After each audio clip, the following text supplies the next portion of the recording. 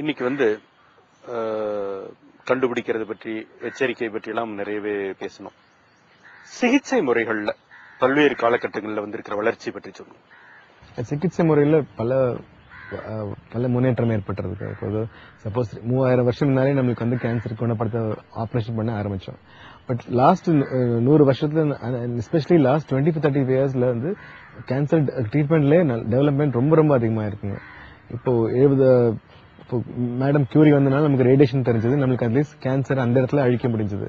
ஆனா வேர்ல்டு வார்ல வந்தனால நம்ம ஓன் இந்தியன் சயின்டிஸ்ட் ஒருத்தர், ஒரு சுப்பாரான்னு ஒருத்தர், அவர் இங்க மெட்ராஸ் மெடிக்கல் காலேஜ்ல இருந்து போய் வெளிநாடு செட்டில் ஆயிட்டு நம்மளுக்கு ஒரு விட்டமின் ஃபோலிக் ஆசிட் கண்டுபிடிச்சாரு.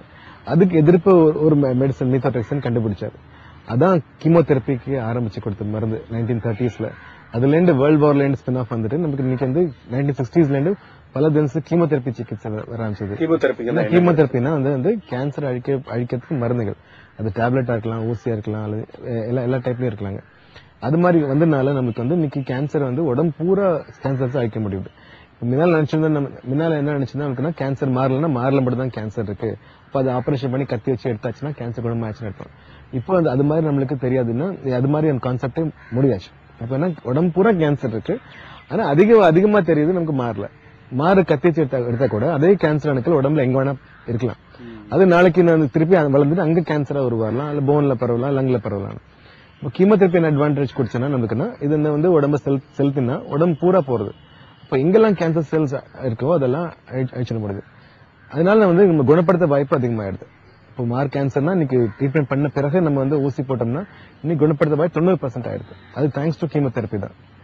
ரெண்டாவது முன்னேற்றம் மேஜர் ரேடிக்கல் டிஃபரன்ஸ் என்ன இந்த போன் மேரோ டிரான்ஸ்பிளான்ட் அப்படின்னா ரத்தத்தை மாத்துறது. உங்க உடம்புல ரத்தம் உருவார சக்தி ஒரு டைப்பா இருக்கலாம். இப்ப நமக்கு சில கேன்சர் ஒரே ஒரு செல்ல ஆரம்பிச்சுட்டு ஒரு கான்செப்ட்.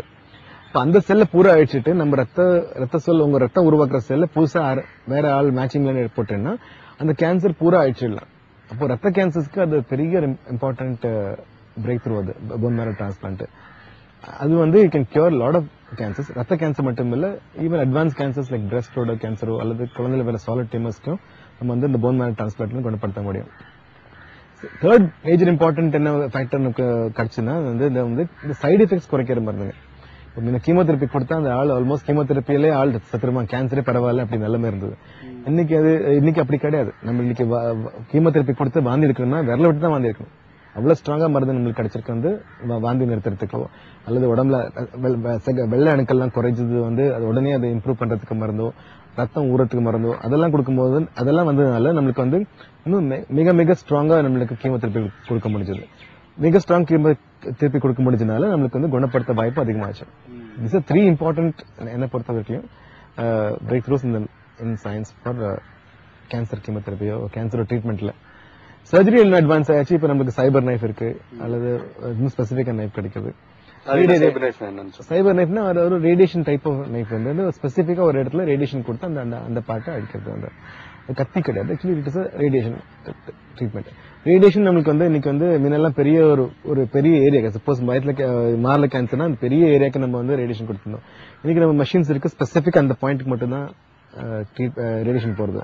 அது ப்ராஸ்டேட் கேன்சர் மாதிரி டைப்ல நமக்கு அதே இடத்துல மட்டும் கொடுத்து நம்ம இன்னைக்கு ப்ராஸ்டேட் கேன்சர் குணப்படுத்த முடியும். Medicines advancing daily. பட் இன்னைக்கு மக்களுக்கு நம்ம என்ன ப்ராப்ளம்னா மக்கள் முன்னால வரணும். ஆரம்ப ஸ்டேஜ் வந்தா நமக்கு இந்த மெடிசன் எல்லாம் யூஸ் பண்ணி குணப்படுத்த முடியும். கடைசி கட்டத்துல வந்தா நம்மளுக்கு என்னதான் அட்வான்ஸ் பண்ணா கூட நம்மளுக்கு குணப்படுத்த முடியாது. அதான் மெயின் ப்ராப்ளம். இப்ப இந்த புற்றுநோய் சார்ந்த சிகிச்சை முறைகள் மேலை நாடுகள்ல இருக்கிறது எல்லாமே இங்கே இருக்கா, இல்ல மேலை நாடுகள்ல இருக்கிறது பலதுன்னு இங்க வரணுமா? இன்னைக்கு நீங்க சென்னையில என்ன ட்ரீட்மெண்டோ, கோயம்புத்தூர் என்ன ட்ரீட்மெண்டோ அதே நியூயார்க்லயும் கிடைக்குது, லண்டன்லயும் கிடைக்குது. இப்போ we are in fact in par with எல்லாருக்கும். இப்ப இன்னைக்கு வெளிநாட்டுல போய் சிகிச்சை பண்ணணும்னு அவசியமே கிடையாது. எல்லா மெடிசன்ஸ் இங்கதான் இருக்கு. அண்ட் செகண்ட் இம்பார்ட்டன்ட் விஷயம், எல்லா மெடிசன்ஸ் இங்கதான் சீப்பா இருக்கு கம்பேர்ட் டு வேற எல்ஸ். எக்ஸ்பர்டீஸ் இங்க அதிகமா இருக்கு, எக்ஸ்பர்டீஸ் அவைலபிலிட்டி ஈஸியா இருக்கு நம்மளுக்கு.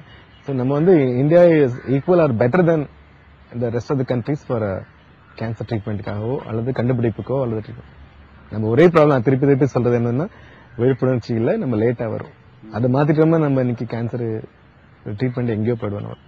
இப்போ இந்த பல்வேறு சிகிச்சை முறைகள் இருக்கு, வெளிநாட்டுல இருக்கிறது எல்லாம் இருக்குன்னு நம்ம சொல்ற அதே நேரத்துல விலை ஒரு காலகட்டத்தை ஒப்பிடும்போது இன்னைக்கு கேன்சர் ட்ரீட்மெண்ட்டுக்கான செலவுகள் குறைந்திருக்கா, இல்ல இன்னும் அது ஒரு பணக்காரத்தனமான ஒரு விஷயமா தான் இருக்கான்னு?